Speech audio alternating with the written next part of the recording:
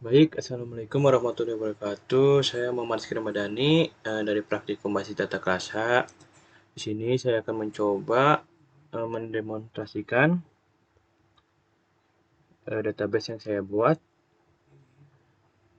Nah, yang pertama tuh kita ke rancangannya dulu. Nah, terlihat di sini tuh ada struktur rancangan database yang saya buat dan terdiri dari beberapa tabel untuk mengelola berbagai aspek-aspek. Nah, ini tuh yang saya buat tuh rancangan e-commerce seperti Tokopedia atau Shopee. Nah, langsung saja kita lihat di tabel pengguna, masuk eksternal dan masuk internal. Yang ketiganya ini merupakan tabel yang digunakan untuk autentikasi pengguna dan otorisasinya. Nah, selanjutnya itu ada tabel peran, di mana ada penjual dan pelanggan. Ini tuh untuk mengelola hak aksesnya. Nah, selanjutnya ada tabel toko, daftar produk toko. Ini gunakan untuk mengelola produk dan penjual yang terkait dengan toko ini. Nah, tabel produk itu dengan kategori produk digunakan untuk mengelola kategori dan detail produk. Selanjutnya ada tabel pesanan, tabel detail pesanan, metode pembayaran, dan metode pengiriman.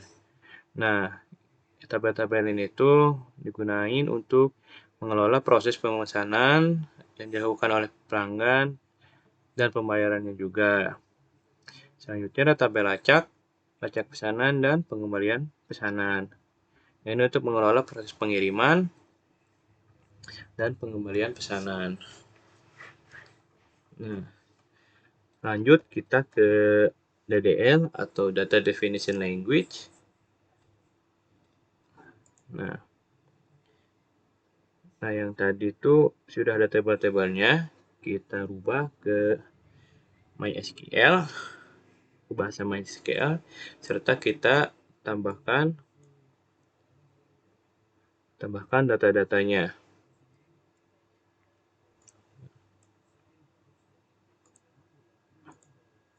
Nah, misal di tabel pengguna itu ada data-data user yang sudah saya input. Ada Ahmad Bahrudin dengan kata sandi A, B, C, D, F, dan yang lainnya.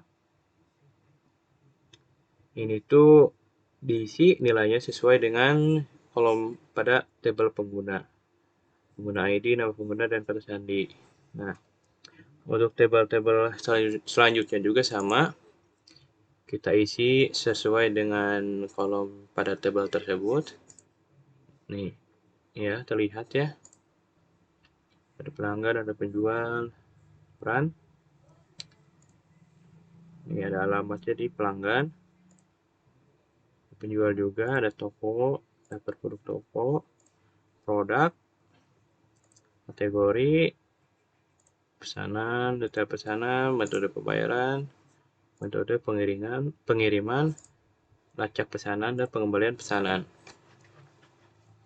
Nah, lanjut saja kita ke DML atau Data Manipulation Language. Di sini kita akan menggunakan use case CRUD atau create, read, update, delete. Nah, kita ke contoh yang pertama. Kita ingin menambah data dalam tabel pengguna. Kita run.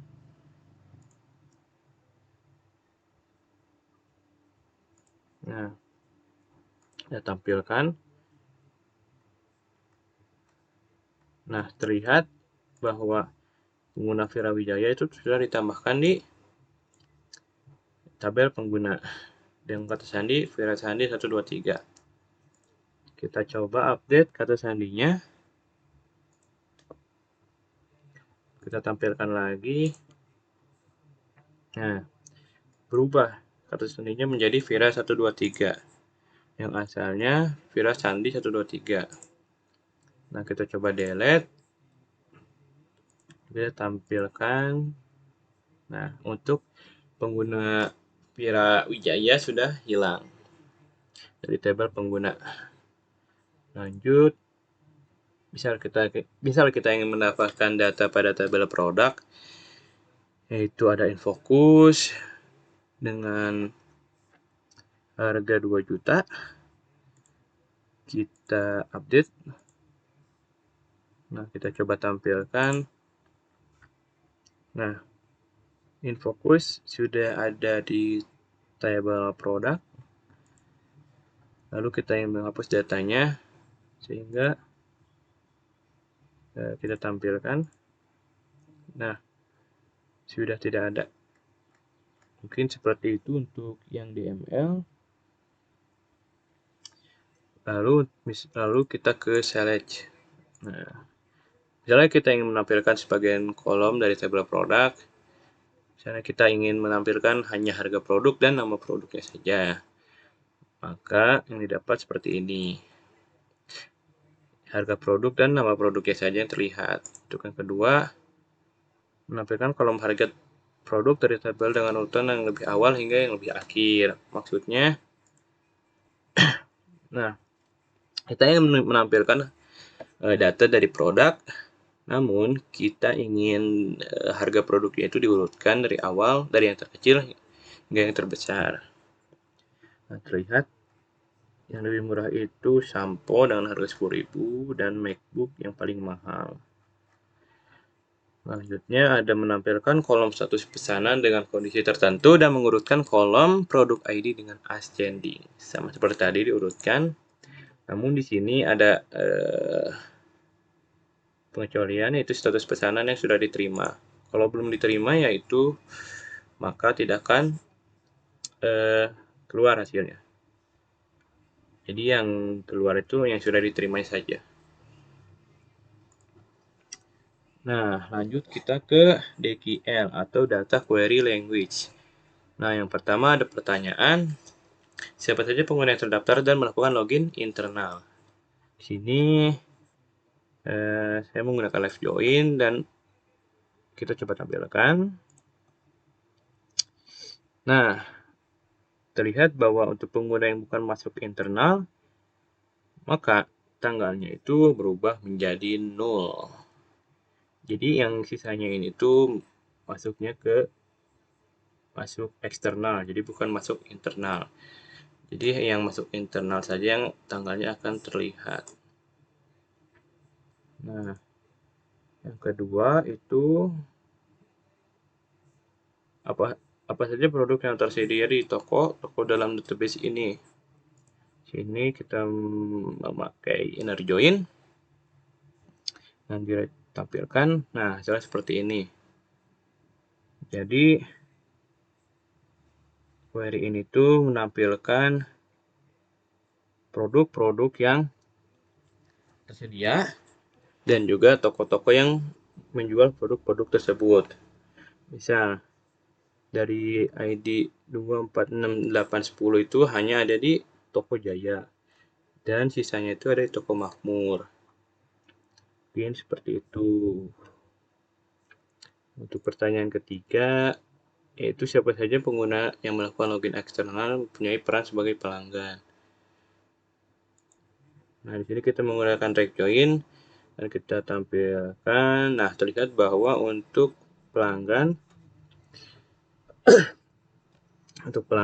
akan ada datanya. Nah, ini pelanggan akan ada datanya karena kita ingin yang tampil tuh hanya pelanggan doang. Nah, yang 00 ini tuh merupakan penjual. Jadi yang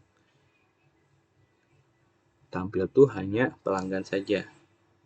Namun penjual juga kan termasuk ke dalam masuk eksternal, maka login tanggal eksternal aja akan tetap ada. Nah, selanjutnya berapa jumlah produk berdasarkan harga. Di sini memakai group by harga produk. Lalu kita coba tampilkan. Nah, terlihat bahwa muncul untuk harga produk yang 10.000 itu hanya satu, yaitu sampo yang tadi ya. Nah, untuk yang harganya 50.000 itu ternyata ada 3 produk. Untuk harganya 75.000 itu hanya ada 2 produk, dan harga yang 150.000 itu ada 2 produk. Seperti itu. Lanjut ke selanjutnya. Tanggal berapa masuk pertama dan terakhir? Nah, di sini memakai min dan max. Lalu kita coba tampilkan. Nah, ini tuh dimasuk eksternal ya. Jadi diambil tanggalnya itu dimasuk eksternal doang gitu. Nah, tanggal masuk pertama itu tanggal 13 bulan 4 2023 dan terakhir 22 4 2023. Lanjut, berapa rata-rata jumlah karakter pada nama pengguna di tabel pengguna? Di sini kita menggunakan AVG atau average atau rata-rata dengan menghitungnya itu nama penggunanya doang. Kita coba tampilkan. Nah, ternyata yang digunakan tuh rata-rata 12.000. Ya, sekitar 12.000, 6.000 gitu, 126.000, 126.000, sekitar seperti itulah.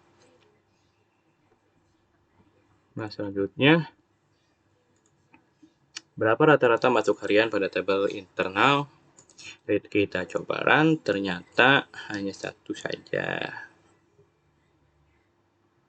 Mungkin sekian dari saya untuk demonstrasi database yang saya buat beserta DDL, DML, dan DQL-nya. Mohon maaf jika ada kekurangan dalam pembuatannya atau penjelasannya, karena saya belum sempurna. Mohon masukannya, dan terima kasih.